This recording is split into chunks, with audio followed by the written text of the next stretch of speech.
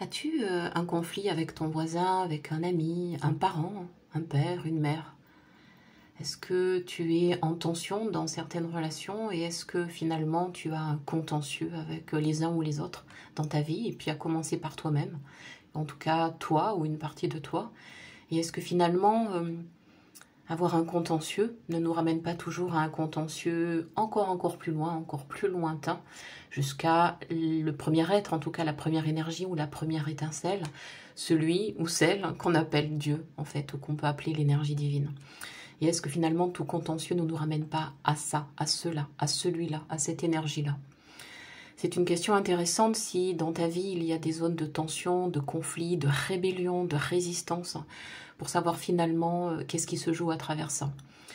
Et tout compte fait, si on ramène tout cela à l'origine, vraiment à un point de départ, et que tu as donc un contentieux avec Dieu, ou que le mot Dieu te fait là vraiment réagir en te disant mais pourquoi elle parle de Dieu et qu'est-ce que savoir dans tout ça?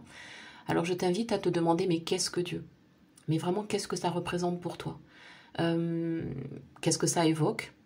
Est-ce que ça évoque quelque chose de plaisant, de déplaisant, de facile, de difficile, de normal, d'anormal, de réel, d'irréel, de possible, d'impossible? Qu'est-ce que ça évoque vraiment pour toi, le mot Dieu? Et je t'invite à commencer juste à réfléchir à cela et Dieu. Dieu et moi. Dieu et Dieu. Dieu et Dieu. Pose-toi la question.